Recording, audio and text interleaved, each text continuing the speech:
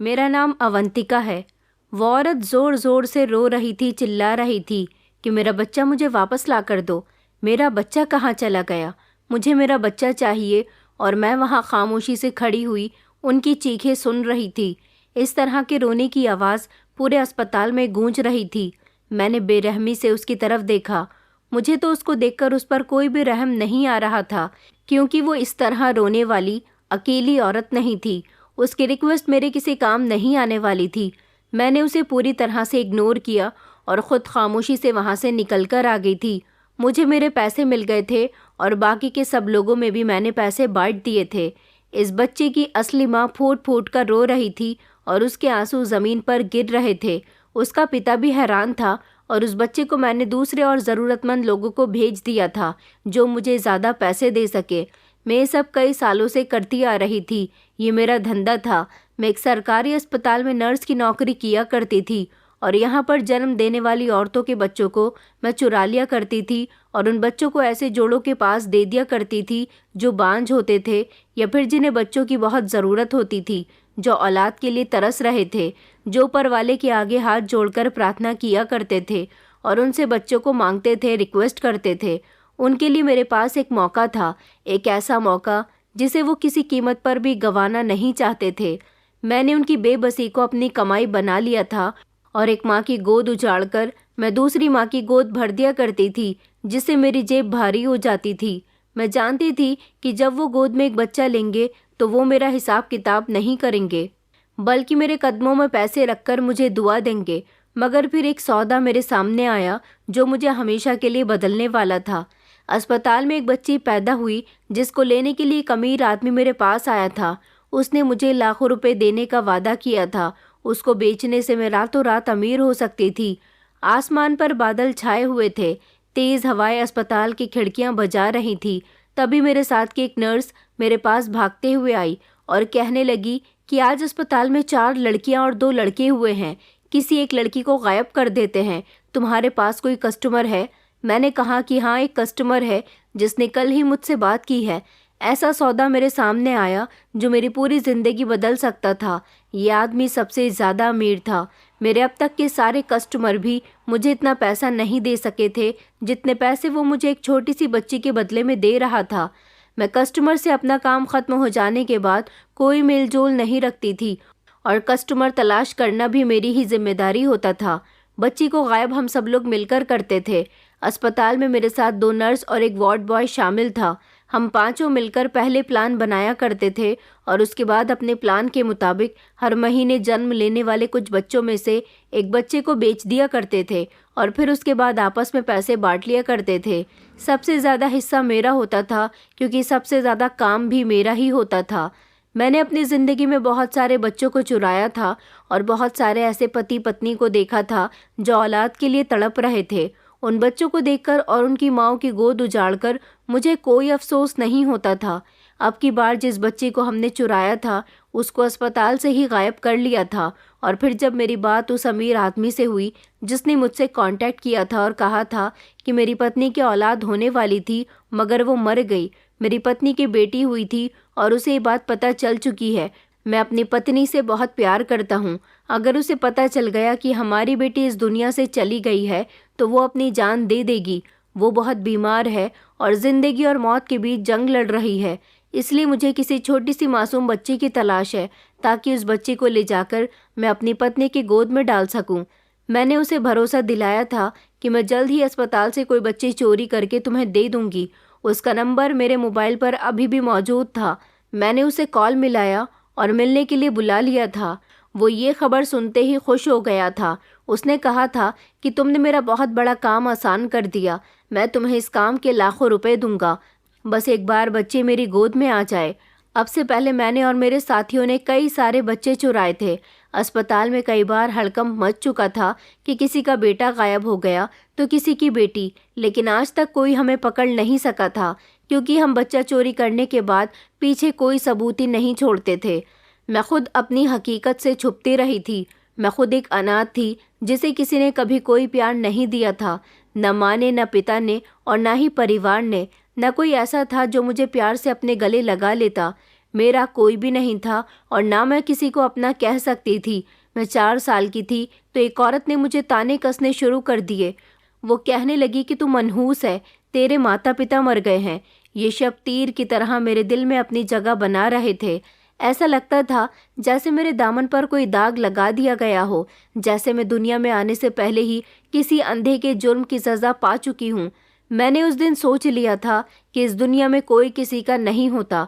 हर इंसान खुद अपना रास्ता बनाता है, खुद अपनी किस्मत लिखता है, खुद को ही अपनी जंग लड़नी पड़ती है। मैंने भी यही फैसला किया था कि मैं कमज़ोर नहीं बनूंगी, मुझे किसी की हमदर्दी की ज़रूरत नहीं है। मैंने कई रातें और दिन फुटपाथ पर सोकर गुजार दिए थे। कई दिन मैं भूखी प्यासी रही थी, मगर मुझे किसी ने भी एक्सेप्ट नहीं किया था और ना ही किसी ने पसंद किया था। हर गुजरते हुए दिन के साथ मेरे अंदर की मायूसी और ज़्यादा गहरी होती जा रही थी। मैंने हर किसी का दरवाज़ा खटखटाया, मगर हर तरफ से यही शब्द सुनने को मिले, जाओ यहाँ से भाग जाओ, तुम्हें देने के लिए हमारे पास कुछ भी नहीं है। मैं अगर किसी दुकान के बाहर खड़ी हो जाती तो दुकान का मालिक भी मुझे डांट कर भगा दिया करता था। कभी किसी होटल के कोने में खड़े होकर खाना खाते हुए लोगों को तरसती भरी निगाहों से देखती और अगर किसी के आगे हाथ बढ़ा देती तो लोग मुझे गंदगी की तरह हटा दिया करते थे। मेरी किस्मत में ना तो मोहब्बत थी, ना कोई सहारा था, ना माता पिता थे और ना ही किसी बहन भाई का साथ। मुझे आज भी वो बात याद है जब मैं बारिश में भीगती हुई सर्दी से कांप रही थी और एक बंद दुकान के आगे दुबक कर बैठ गई थी। मैं कई दिनों से भूखी थी। खाली पेट होने की वजह से मेरा बदन कमज़ोर हो चुका था। इतना कमज़ोर हो गया था कि हाथ पैर सुन पड़ने लगे थे। उसी समय एक औरत अपने बच्चे को सीने से लगाकर मेरे करीब से गुजरी तो मैंने रिक्वेस्ट करते हुए उस औरत से कहा कि आंटी, मुझे कुछ पैसे दे दो, मैं बहुत भूखी हूँ, कुछ खाने का ख़रीदना है। वो औरत रुकी और उसने रुककर गौर से मुझे देखा और फिर उसने बच्चे को मजबूती के साथ सीने से लगा लिया, जैसे मैं कोई बीमारी हूँ, जैसे मैं उसके लिए कोई ख़तरनाक इंसान हूँ। उसने गुस्सा करते हुए कहा कि हटो यहाँ से मनहूस लड़की, कहीं मेरे बच्चे पर तुम्हारा परछावा न पड़ जाए। मेरी आंखों में आंसू आ गए थे। क्या मैं सच में मनहूस थी? क्या सच में अनाथ होना दुनिया का सबसे बड़ा जुर्म था? मैंने अपना चेहरा हाथों से छुपा लिया और फूट फूट कर रोने लगी। कहने लगी कि मेरे साथ ऐसा क्यों हो रहा है। लेकिन आसमान खामोश था, ज़मीन भी खामोश थी और मैं अपने ही रोने में बिजी हो गई थी। सारी रात इसी तरह से गुजर गई थी और फिर मैं वहीं पर बेहोश होकर गिर गई। जब मेरी आँख खुली तो एक कुत्ता मेरे पास बैठा हुआ था। शायद वो भी बारिश में पनाह तलाश कर रहा था। मैंने कमज़ोर हाथों से उसे थामा तो वो मेरी गोद में सर रखकर बैठ गया। वही समय था जब मैंने सोचा कि शायद दुनिया में मोहब्बत अभी बाकी है, मगर इंसानों में नहीं। जब मैं 12 साल की हुई तब एक औरत ने मुझे गोद लेने का सोचा। मुझे लगा कि शायद अब मेरी ज़िंदगी बदलने वाली है, अब तो मेरी ज़िंदगी में खुशियाँ आ ही जाएंगी। मगर ये सब सिर्फ एक धोखा था। वो सिर्फ मुझे अपनी नौकरानी बनाने के लिए ले जाना चाहती थी। एक ऐसा साया जिसका कोई वजूद नहीं था, बस एक ऐसा हाथ जो काम करे और बदले में सिर्फ लोगों के ताने सुने। मैंने जब ये सच्चाई जानी तो मेरे अंदर एक नफ़रत सी पैदा होने लगी कि शायद अनाथ होना सबसे बड़ा जुर्म है, शायद बेसहारा होना दुनिया का सबसे बड़ा पाप है। मुझे वो दिन याद है जब पहली बार मैंने इस औरत के साथ उसके बड़े से घर में कदम रखा। मेरे नन्हे से दिमाग में उम्मीद की एक किरण जागी थी कि शायद अब मैं भी किसी की बेटी बन सकूंगी, शायद मुझे भी कोई अपना समझने वाला होगा, शायद मेरे लिए भी एक नरम साया होगा। मगर हकीकत इस उम्मीद से कई ज़्यादा जुल्म से भरी हुई थी। पहले ही दिन जब मैंने डरी हुई नज़रों से इधर उधर देखा तो नौकरों ने मुझे अजीब सी नज़रों से देखा, जैसे मैं कोई आम लड़की नहीं बल्कि एक बेकार चीज़ हूँ जिसे ज़बरदस्ती उनकी ज़िंदगी में दाखिल कर दिया गया हो। उस औरत ने मुझे मेले से कपड़े दे दिए और कहा कि इसे पहन लो, तुम अब से मेरे घर में काम करोगी। मैंने हैरानी से उनकी तरफ देखा और कहा कि मगर आपने तो कहा था कि आप मुझे अपनी बेटी बनाकर रखोगी। ये सुनकर वो ज़ोर ज़ोर से हंसने लगी और कहने लगी कि लड़की, तुम जैसी लड़कियां किसी की बेटियां नहीं होती, बस नौकरानी बनने के काबिल ही होती हैं। मेरे नन्हे से दिल पर ये शब्द एक पत्थर की तरह लगे थे। मैंने कुछ बोलने के लिए अपने मुंह को खोला ही था, मगर मेरे शब्द मेरे मुंह से निकल न सके। पहली रात मुझे किचन में भेज दिया गया था, जहाँ के एक कोने में मुझे सोना था, लेकिन वहाँ पर तो 2 चूहे दौड़ रहे थे और अंधेरे में पूरे कमरे को अपनी लपेट में ले लिया था। मैंने खुद को समेटकर ज़मीन पर लेटने की कोशिश की, मगर सर्दी की वजह से मैं कांप रही थी। मैंने अपनी आंखों को ज़ोर से बंद कर लिया था और दिल ही दिल में ऊपर वाले से मदद की गुहार लगा रही थी कि क्या मेरे भाग्य में यही सब लिखा है। अगर ऐसा ही है तो ऊपर वाला मुझे अपने पास बुला ले। मैं ऐसे दिन हरगिज़ नहीं गुजार सकती। दिन इसी तरह से गुजरने लगे और मेरे साथ यहाँ पर हर दिन बड़ा बुरा सलूक किया जाता था। मुझे खाना भी पेट भर के नहीं दिया जाता था। जो दूसरे लोग छोड़ दिया करते थे वही खाना मुझे दिया जाता था, और अगर कभी गलती से मैंने ज़्यादा पानी पी लिया तो मुझे मार पड़ती थी। एक दिन मैंने गलती से शीशे का ग्लास तोड़ दिया और वही औरत जो मुझे अपनी बेटी बनाने का दावा कर रही थी, मुझे बालों से पकड़कर ज़मीन पर फिर खींचने लगी। कहने लगी कि एहसान फरामोश लड़की, तुम्हें यहाँ खाने पीने को मिलता है और तुम यहाँ मेरा नुकसान करने पर तुली हुई हो। तुमसे तो ठीक से काम भी नहीं होता। वो मुझे इतनी बुरी तरह से मार रही थी कि मेरी चीखें पूरे घर में गूंज रही थी, मगर कोई मेरी मदद के लिए आगे नहीं आया। मैंने अपने आंसू साफ किए और रोते हुए कसम खाई कि अब मैं किसी पर भी भरोसा नहीं करूंगी। अगर इस दुनिया में मेरे लिए कोई जगह नहीं है तो मैं खुद अपनी जगह बना लूंगी, चाहे जैसी भी हो। उस दिन के बाद मैं बदल गई। मैंने इस औरत के घर से भागने का फैसला किया और एक रात जब सब गहरी नींद में सो रहे थे, मैं खामोशी से पिछले दरवाजे से निकल आई। मैंने अपने पैरों में चप्पल भी नहीं पहनी थी। शरीर पर पुराना दुपट्टा था, मगर मेरे अंदर की नफरत मुझे आगे बढ़ने पर मजबूर कर रही थी। उसी दिन मैंने पहली बार ये सोचा कि शायद दुनिया में रहम और मोहब्बत और हमदर्दी सिर्फ कहानी है, हकीकत तो कुछ और ही है। शायद दुनिया उनके लिए है जिनके पास ताकत है और मेरे पास ताकत नहीं थी, लेकिन मैं उसे हासिल करने के लिए कुछ भी कर सकती थी। मेरे अंदर का ज़ख्म और भी गहरा होता गया। जब मैंने पहली चोरी की वो एक मामूली चोरी थी। मैं बाज़ार में खड़ी थी। वहाँ पर पड़ी रोटी के टुकड़े को खाकर मुझे जो सुकून मिला था वो मैंने पहले कभी महसूस नहीं किया था।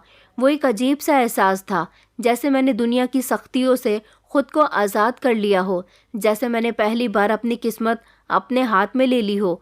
उस औरत ने जब मुझे ख़रीदा तो मैं समझ गई थी कि दूसरों को बेचना इस दुनिया का सबसे बड़ा कारोबार है। ये दुनिया इंसानों की नहीं बल्कि सौदेबाजी की जगह है, जहाँ फीलिंग्स की कीमत कुछ भी नहीं है मगर ज़रूरत वालों की ही बोली लगती है। जब मेरी उम्र 19 साल हुई तो मैंने अपनी पहली डील की। अस्पताल से एक बच्चे को चोरी करके उस औरत के घर से भागने के बाद मैं भागते भागते एक अनाथ आश्रम पहुंच गई थी। मेरा नसीब अच्छा था कि वहां पर मेरी परवरिश अच्छे से हुई। मैंने वहां पर शिक्षा हासिल की और उसके बाद मुझे अस्पताल में नर्स की नौकरी मिल गई। यहाँ पर पहली बार बच्चा चोरी करने के बाद बेचने पर मुझे काफ़ी प्रॉफिट हुआ था। एक बांझ पेरेंट्स के लिए उनकी गोद में जीता जागता बच्चा आ जाना इससे बड़े खुशी की बात नहीं थी। मैं एक तरह से उन लोगों की दुआएं ले रही थी तो दूसरी तरफ दूसरी माँ की गोद उजाड़ रही थी और माता पिता को लगता था कि उनकी औलाद मर गई है या फिर अस्पताल से गायब हो गई। इसी तरह की खुशी को मैंने अपनी कमाई का जरिया बना लिया था। ये काम करके मैंने दिन रात अच्छी खासी दौलत कमाई। मुझे ना तो कोई पूछने वाला था और ना ही कोई रोकने टोकने वाला था। अस्पताल में काम करने वाली नर्सेज बदलती रहती थी, मगर मैंने अस्पताल वालों का भरोसा जीत लिया था, जिससे मैं यहाँ पर कई सालों तक टिकी रही और सब लोगों का भरोसा जीतने के साथ साथ उनकी आंखों में धूल भी झोंकती रही। पहले मैं अकेले ये सब करती थी, मगर धीरे धीरे मैंने अपने इस काम में 2-3 औरतों को भी शामिल कर लिया था जो अस्पताल में ही नर्स की नौकरी किया करती थी। फिर हमें एक दिन एक मर्द की भी ज़रूरत थी, क्योंकि कुछ मर्द ऐसे होते हैं जो बाहर का काम आसानी से कर लेते हैं। फिर अपने प्लान में मैंने अस्पताल के एक वार्ड बॉय को भी शामिल कर लिया। इस तरह हम 4 लोगों की टीम मिलकर अस्पताल से हर महीने एक बच्चा चोरी किया करते थे और हम उसे भारी कीमत पर ज़रूरतमंद लोगों को बेच दिया करते थे। हम इसी तरह मासूम बच्चों का सौदा करते थे। अगर कभी किसी ने मेरे खिलाफ जाने की कोशिश भी की थी तो हमने पैसा देकर उसका मुंह बंद करवा दिया था। वैसे भी पैसा सबको खामोश करवा देता है। मैंने हर वो काम किया जो मुझे अमीर बना सके, यहाँ तक कि मेरा ज़मीर भी मर चुका था। लेकिन मुझे कभी सुकून नहीं मिला, क्योंकि जब मैं शीशे में खुद को देखती थी तो वहाँ मुझे अपने अंदर एक दरिंदा नज़र आता था। एक ऐसा दरिंदा जिसने मासूमियत को बेचा, जिसने कई जिंदगियों को बर्बाद किया, जिसके हाथों पर उन माता पिता के आंसू थे जिनको मैंने उनकी औलाद से अलग किया। मैंने किसी के बच्चे की कीमत लगाकर किसी और के हवाले कर दिया था। मैंने कई बार कोशिश की कि मैं खुद को इस दलदल से निकाल लूं, लेकिन मेरे अंदर की बेरहम मुझे खींचकर वापस ले आती थी, जैसे मैं अब सिर्फ एक शरीर हूँ जिसके अंदर आत्मा और फीलिंग्स नहीं है, सिर्फ पाप है। और वो दिन भी आ गया जब मेरी दुनिया पूरी तरह से बदल गई। जब अस्पताल में एक नर्स भागती हुई मेरे पास आई और कहने लगी कि अवंतिका, तुम्हें फ़ौरन नीचे आना होगा। मैंने झुंझलाकर कहा कि क्या हुआ? उसने कहा कि एक बच्चे को हमें गायब करना है। मैंने कहा हाँ तो जल्द से जल्द करो, क्योंकि मेरे पास एक कस्टमर है। उसने मुझे कल रात ही फ़ोन करके कहा था कि उसे बच्चे की बहुत ज़रूरत है। उसने कहा तो फिर प्लान बनाओ और रात के समय बच्ची को गायब कर लो। हम चारों ने एक साथ मिलकर प्लान बनाया। जिस माँ ने उस बच्ची को जन्म दिया था वो उसकी पहली औलाद थी और पूरे 10 साल के बाद उसने एक बेटी को जन्म दिया था। उसकी बेटी बहुत सुंदर और बहुत ही प्यारी थी। मुझे उसको चोरी करना था। उस बच्ची को NICU में रखा गया था। वहाँ पर कैमरास लगे हुए थे। वार्ड बॉय नवीन ने सबसे पहले कैमरों को बंद कर दिया और 2 नर्सों ने पहरा दिया। उसके बाद मैं वहाँ से जाकर उस बच्ची को खामोशी से ले आई थी और मैंने अपने कस्टमर को फ़ोन कर दिया था। मैंने अपने साथियों को भी बताया था कि इस बच्ची को बेचने से हमें लाखों रुपए मिलेंगे। अब की बार हमारी किस्मत जाग जाएगी, क्योंकि इस बच्ची को देने से हमारी किस्मत बदलने वाली है। वो लोग भी बहुत खुश हो गए थे। हमने सोचा कि अगर हमें इसके सच में लाखों रुपए मिल गए और हमें बहुत सारा फ़ायदा हुआ तो शायद हम आगे से ऐसा काम करना बंद कर देंगे, क्योंकि ये काम हमारे लिए बहुत रिस्की था। कई बार हम लोग पकड़े जाने की हद तक पहुंच गए थे, लेकिन पैसों का लालच देकर अपने खिलाफ लोगों को खामोश करवा दिया था। बच्चे चुराने के बाद मैंने उस आदमी रघुराज चौधरी को फ़ोन कर दिया था और कहा था कि आपका काम पूरा हो गया। वो खुश हुआ और उसने कहा कि मैं कल सुबह तुमसे बच्ची आकर ले जाऊंगा। मैंने कहा हम बच्चा अपने पास ज़्यादा समय तक नहीं रखते, तुम अभी आओ, हमें हमारी कीमत दो और इस बच्ची को यहाँ से ले जाओ। मगर उसने कहा कि मैं अभी शहर में मौजूद नहीं हूँ, काम के सिलसिले में दूसरे शहर आया हुआ हूँ। वहाँ से यहाँ पहुँचते हुए मुझे सुबह हो जाएगी, इसलिए तुमसे कह रहा हूँ कि मैं कल आऊँगा। लेकिन तुम फिक्र मत करो, मैं तुम्हें इस काम के पूरे 10 लाख रुपए दूंगा। 10 लाख रुपए की रकम का सुनकर तो मेरे होश ही उड़ गए थे। मैं खुश हो गई थी और मेरे साथी भी खुश हो गए थे। बच्ची को मैं अपने घर लेकर आ गई थी। सारी रात मुझे उसको अपने साथ रखना था।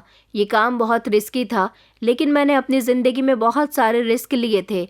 एक रात का रिस्क तो मैं आराम से ले ही सकती थी, मगर उस औरत की हालत मुझे याद आने लगी जो इस बच्चे की माँ थी, और वो अपने पति के कंधे पर सर रखकर बुरी तरह से रो रही थी।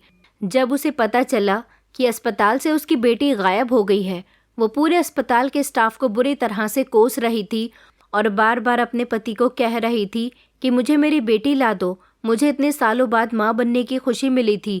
जिस किसी ने भी मेरी बेटी को गायब किया है उसके साथ अच्छा नहीं होगा। ऊपर वाला उसको सज़ा देगा। कभी उसको खुशियाँ नसीब नहीं होंगी, कभी उसे सुकून नहीं मिलेगा। मेरी गोद कई सालों बाद भरी थी और भरने के बाद भी उजड़ गई। जिस किसी ने भी मेरी बेटी को लिया है वो अपनी किस्मत को रोएगा। वो औरत तड़प तड़प कर रो रही थी और बद्दुआ दे रही थी। मैं और मेरे साथी उस पर हंस रहे थे, क्योंकि वो पहली ऐसी औरत नहीं थी जिसने मुझे बद्दुआ दी हो। ऐसे न जाने कितने माता पिता होते थे जो अपनी औलाद गायब हो जाने के बाद मुझे बद्दुआ दिया करते थे, लेकिन मुझे अभी तक किसी की भी बद्दुआ नहीं लगी थी। मेरे लिए तो ये काम बड़ा ही मामूली सा था और बड़ी सफाई के साथ मैं अपना ये काम किया करती थी। इस बच्ची को मैं जब अपने घर लेकर आई तो बहुत खुश हो रही थी और अभी तक मैंने अपने साथियों को भी पैसे नहीं दिए थे, क्योंकि अभी मुझे ये पैसे नहीं मिले थे। मैं बड़ी बेचैनी के साथ अगले दिन का इंतज़ार कर रही थी, लेकिन जब अगला दिन आया तो तब भी वो आदमी नहीं आया था। मैंने उसको फ़ोन किया और कहा कि रघुराज जी जल्दी से आइए हमारी रकम लेकर और अपनी बेटी अपने साथ ले जाइए। उसने कहा कि मैं आधे घंटे में आ रहा हूँ, लेकिन उसके बाद तो उसका मोबाइल बंद जाने लगा। आधा घंटा क्या, पूरा दिन गुजर गया था। वो आदमी नहीं आया और इस बच्ची के चक्कर में मैं अस्पताल भी नहीं गई थी। मैंने अस्पताल फ़ोन करके बोल दिया था कि मेरी तबीयत ठीक नहीं है, मैं कल आऊँगी। इस बच्चे का ख्याल भी मुझे रखना पड़ रहा था।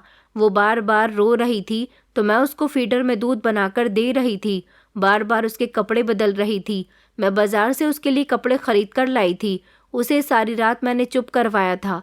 मैं परेशान हो चुकी थी कि वो आदमी अभी तक इसको लेने के लिए नहीं आया था। काफ़ी समय तक उसका इंतज़ार करते करते मैं थक चुकी थी। मैं इस बच्ची को लेकर दोबारा अस्पताल भी नहीं जा सकती थी। इस तरह तो मैं और मेरे साथी पकड़े जाते। मैंने उन लोगों को इस बारे में बताया कि जिस आदमी से मेरा कांटेक्ट हुआ था इस बच्ची को लेकर, वो तो आया ही नहीं है, यहाँ तक कि उसका नंबर भी बंद जा रहा है। मैं क्या करूँ, किस तरह से इस बच्ची को उसके हवाले तक पहुँचाऊँ? मैंने अपने साथियों से भी कह दिया था कि तुम लोग कहीं और इस बच्ची का बंदोबस्त करो, मगर वो तो मुझसे पैसे मांगने लगे और कहने लगे कि हम कुछ नहीं कर सकते, तुम झूठ बोल रही हो, तुम हमें हमारे पैसे दे दो। मैंने कहा मैं झूठ नहीं बोल रही हूँ, बच्ची मेरे घर पर है, मेरी नौकरानी के पास है। तुम लोगों को यकीन नहीं आता तो मेरे घर आकर देख सकते हो। मगर उनमें से किसी ने भी मेरी बात का यकीन नहीं किया और ये कहा कि तुमने बच्ची को बेच दिया है और ज़्यादा पैसे आने पर तुम लालची हो गई हो, तुम्हारी नीयत ख़राब हो गई। उनका कहना था कि बस हमें पैसे चाहिए, बताओ तुमने बच्ची को कितने पैसों में बेचा है और उसमें से हमारा हिस्सा हमें दे दो, वरना हम पुलिस को तुम्हारे बारे में बता देंगे। मैंने उनको धमकी दी और कहा कि तुम लोग मुझ पर भरोसा नहीं कर रहे। मैंने कभी तुम्हारे साथ बेईमानी नहीं की है, ईमानदारी से तुम लोगों का हिस्सा तुम्हें दे दिया है। मैं भला ऐसा क्यों करूँगी? मैं सच कह रही हूँ।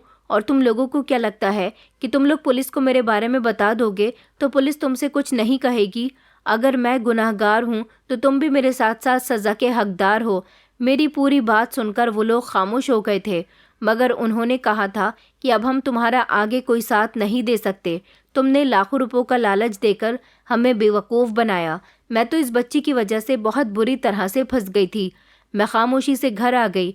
मैंने कई लोगों से बात की थी कि कोई तो इसे गोद ले ले, मगर इस बच्ची को कोई भी गोद लेने के लिए तैयार नहीं था, क्योंकि अभी कोई ऐसे कस्टमर नहीं थे जिसे इमरजेंसी में बच्चा चाहिए हो और जो इसकी अच्छी खासी कीमत दे सकें। अब मैं इस बच्ची को कहाँ छोड़ती और किसके हवाले करती? इसकी पूरी जिम्मेदारी तो अब मुझ पर ही आ गई थी। उस आदमी ने मुझे बेवकूफ़ बनाया था। अपने साथियों को तो जैसे तैसे मैंने खामोश करवा दिया था, लेकिन ये बच्ची अब मेरी जिम्मेदारी बन गई थी। मैंने इसका नाम रोशनी रखा और अब मैं इसका ख्याल रखने लगी थी। सारा दिन मैं नौकरानी के हवाले से छोड़कर चली जाती थी और उसके बाद जब घर आती तो मैं खुद इसका ख्याल रखने लगी थी। पहले कई बार मैंने सोचा कि ये बच्ची मेरी ज़िंदगी से चली जाए, लेकिन जब से मैं इसका ख्याल रखने लगी तो धीरे धीरे इसके साथ रहते रहते मुझे इससे मोहब्बत हो गई थी। मुझे इसकी आदत हो गई थी। मैं घर में आते ही सबसे पहले अपनी गोद में इसे लिया करती थी। मुझे ऐसा लगता था कि मुझे अपनी ज़िंदगी में अपने अकेलेपन का साथी मिल गया है। मुझे रोशनी बहुत अच्छी लगने लगी थी। मैं जब उसके मासूम चेहरे और नन्हे नन्हे हाथ पैरों को खेलते हुए देखती तो मुझे बहुत अच्छा लगता था। अब वो मेरी ज़िंदगी का एक अहम हिस्सा बन गई थी। मुझे ऐसा लगता था कि रोशनी कोई आम बच्ची नहीं है। किसी बच्चे के साथ आज तक मुझे कोई दिली लगाव नहीं हुआ था, लेकिन इसने मेरे दिल को बदल कर रख दिया था, मेरे दिल को मोम बना दिया था। मैं उसका हर तरह से ख्याल रखती थी, मैं उसके साथ खुश रहती थी, लेकिन फिर भी वो ठीक नहीं थी। दिन ब दिन उसकी सेहत कमज़ोर होती जा रही थी। मैं इस बात से बहुत परेशान थी कि आखिर उसको क्या परेशानी है। उसकी उम्र तो बढ़ती जा रही है, मगर वो हमेशा मुझे कमज़ोर नज़र आती है। उसको मेरे पास रहते रहते 5 महीने गुजर गए थे। वो सिर्फ रोती रहती थी। मैं बार बार उसे चुप करवाती। कभी कभी तो सारी रात मुझे उसको गोद में लेकर टहलते हुए निकल जाती थी। मैं उसकी वजह से बहुत परेशान रहने लगी थी। मेरे गुनाहों की सज़ा अब शुरू हो चुकी थी। जिन रातों में मैं कभी सुकून से सोया करती थी, अब उन्हीं रातों में मुझे बेचैनी सुनाई देती थी। जैसे रोशनी के रोने की आवाज़ में मुझे उन मासूम बच्चों के माता पिता के रोने की आवाज़ें आती थीं, जिनको मैंने उनके बच्चों से अलग किया था। जैसे वो लोग मुझसे अपने बच्चों को अलग करने का हिसाब मांग रहे हों। मैं उस पर अपना काफ़ी सारा पैसा भी खर्च कर चुकी थी। मैंने कई बार सोचा भी था कि जैसे ही मेरे पास कोई अच्छा कस्टमर आएगा तो मैं रोशनी को उसके हवाले कर दूंगी, लेकिन जब जब मैं कस्टमर से उसको लेकर डील कर लेती थी तब मेरा किसी को भी उसे देने का मन नहीं करता था। हर दिन मेरे दिल में एक नई बेचैनी जन्म ले लेती थी। जब उसकी तबीयत बिगड़ जाती थी, उसको अचानक दौरे पड़ने लगते थे, मैं उसे अपनी नौकरानी के साथ डॉक्टर के यहाँ लेकर जाती तो डॉक्टर कहता कि बच्ची को कोई बात नहीं है, बच्ची बिल्कुल ठीक है। मगर ऐसा कैसे हो सकता था? डॉक्टर को उसकी बीमारी क्यों नज़र नहीं आ रही थी? मैं उससे बहुत प्यार करने लगी थी, इसलिए उसका इलाज करवाकर उसको ठीक करना चाहती थी, लेकिन हर तरह से पैसा उठाने के बावजूद भी वो ठीक नहीं हो पा रही थी। उसकी वजह से मेरा अस्पताल भी जाना नहीं हो रहा था। मैं अस्पताल में अपनी नौकरी नहीं कर पा रही थी। यहाँ तक कि रातों को भी उसकी वजह से मैं नहीं सो पा रही थी। शुरू के दिनों में तो वो खेलती रहती थी, लेकिन अब जैसे जैसे दिन बढ़ते जा रहे थे वो ज़्यादातर मुझे परेशान ही करती थी। मैं एक नर्स थी और बच्चों की देखरेख के बारे में सब कुछ बहुत अच्छे से जानती थी, फिर भी मैं रोशनी के लिए इस काम में नाकामयाब रही। एक दिन रोशनी बहुत बुरी तरह से रो रही थी और मैं उसे लेकर जब डॉक्टर के पास पहुंची तो रास्ते में ही उसने रोना बंद कर दिया। मुझे ऐसा लगा जैसे रोशनी सो गई है, मगर जब मैं डॉक्टर के पास उसे लेकर पहुंची तो डॉक्टर ने कहा कि बच्ची इस दुनिया से जा चुकी है, उसकी मौत हो गई है। ये खबर सुनकर तो जैसे मेरे पैरों तले से ज़मीन निकल गई थी। मुझे लगा कि ये मेरी बच्ची तो नहीं है ना ही मेरे परिवार का हिस्सा है। मुझे इसके बारे में इतनी फिक्र नहीं करनी चाहिए, लेकिन जब इसकी मौत की खबर मैंने सुनी तो मेरा दिल दहल कर रह गया था और मेरा मन कहने लगा कि ऐसा नहीं हो सकता, वो मुझे छोड़कर नहीं जा सकती। मुझे ऐसा लगा जैसे मैं फिर से अकेली हो गई हूँ। मुझे उसकी आदत हो गई थी। उसके मरने पर कई सालों के बाद मेरी आंखों से आंसू छलके थे, क्योंकि वो मेरे साथ 7 महीने रही थी और ये 7 महीने मेरे लिए 7 सालों की तरह थे। उसके जाने के बाद मैं अपने घर जाकर रोते रोते सो गई थी। मैंने सपने में उसे देखा, वो ज़ोर ज़ोर से रो रही थी। शायद उस बच्ची पर बहुत तकलीफ़ थी। मुझे नहीं पता था वो इतनी जल्दी मुझे छोड़कर चली जाएगी। उसके आने के बाद तो मेरी ज़िंदगी में रंग भर गए थे। मैं बहुत रोई थी। मुझे नहीं पता था कि उसके जाने के बाद मेरे साथ ये सब कुछ क्यों हो रहा था। मैंने सपने में देखा था वो बोल रही थी और बार बार कह रही थी कि आपने मेरे माता पिता के साथ अच्छा नहीं किया। यहाँ तक कि उसकी रोती हुई माँ की चिल्लाती हुई आवाज़ें भी मेरे कानों में गूंज रही थी। लेकिन मेरे साथ ये सब कुछ क्यों हो रहा था?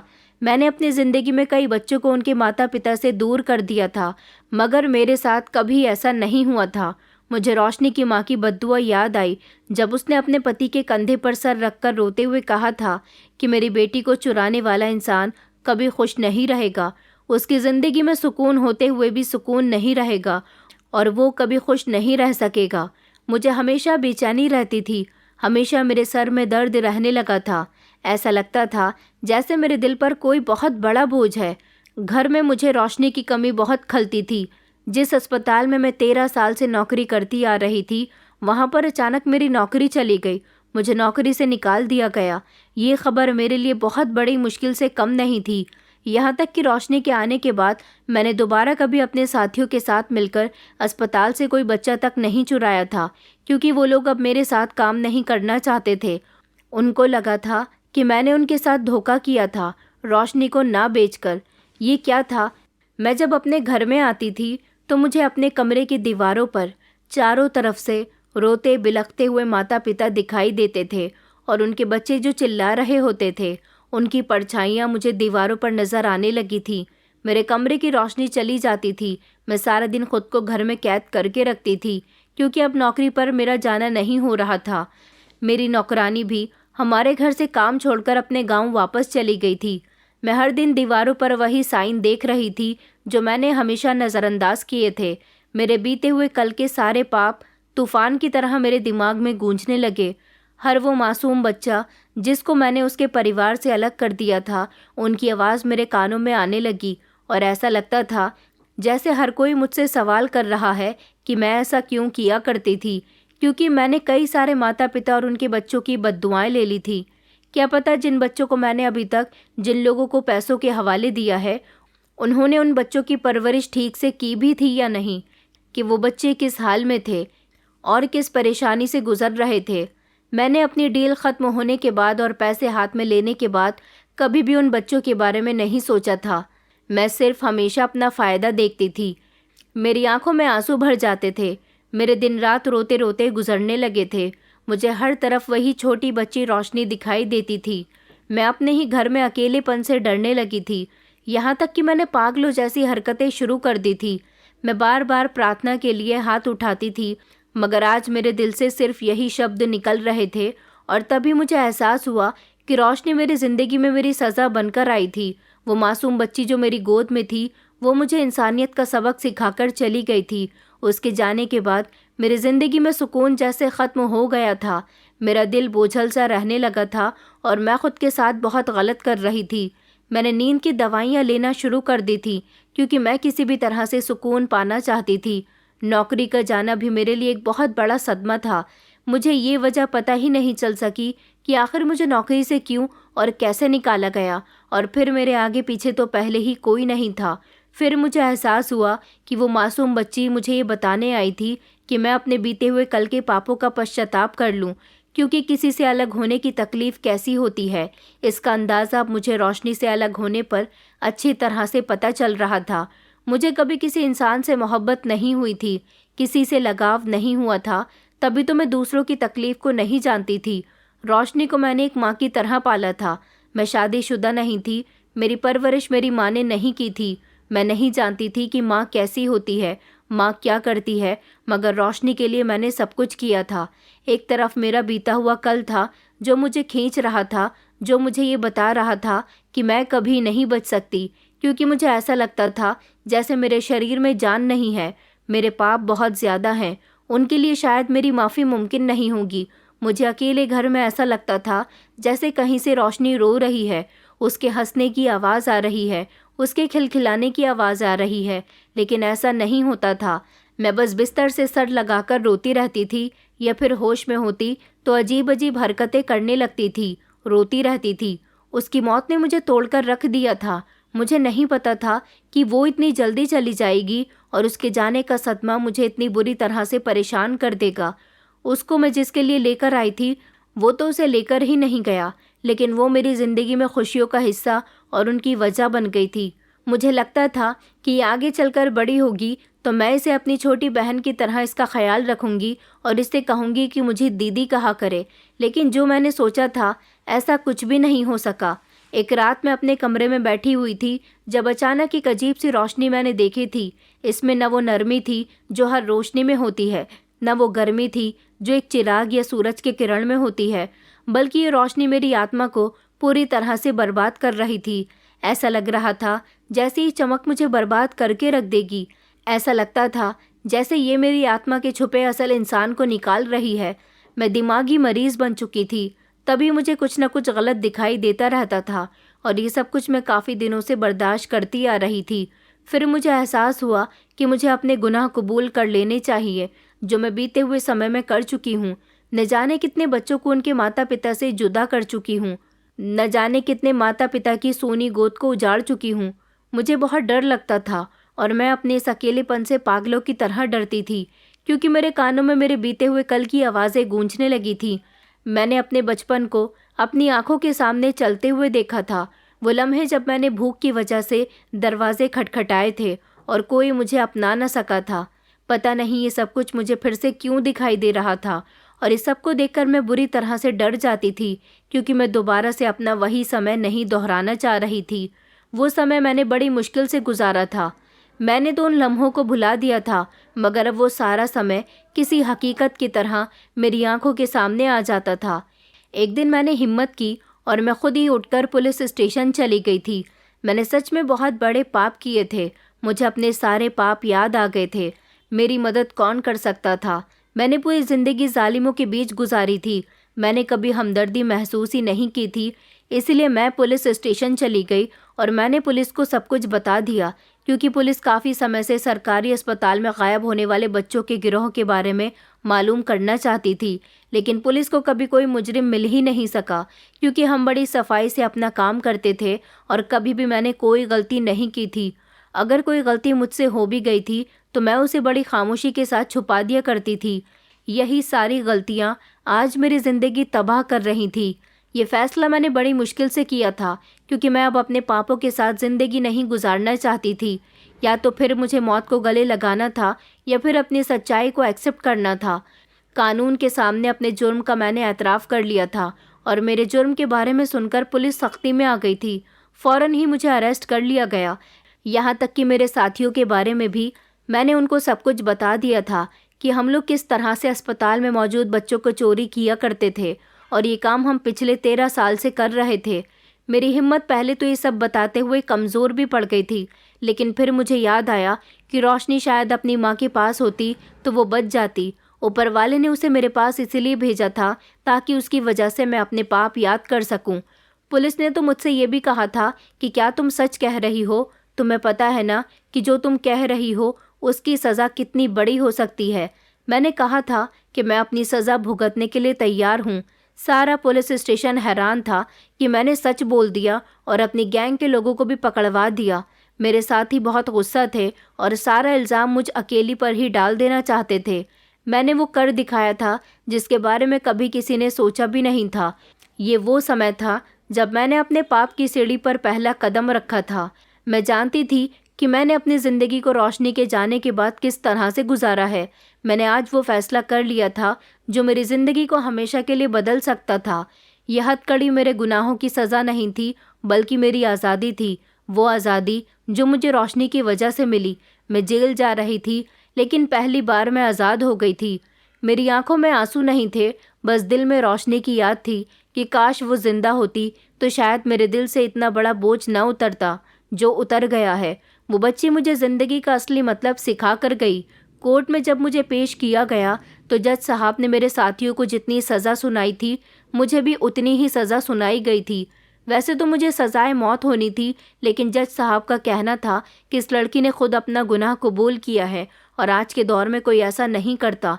इस लड़की को सज़ा मिलेगी, लेकिन ये अपनी सज़ा को जेल में रहकर नहीं काटेगी, बल्कि इसे किसी अनाथ आश्रम में भेज दिया जाएगा और ये वहाँ पर बच्चों की परवरिश करेगी।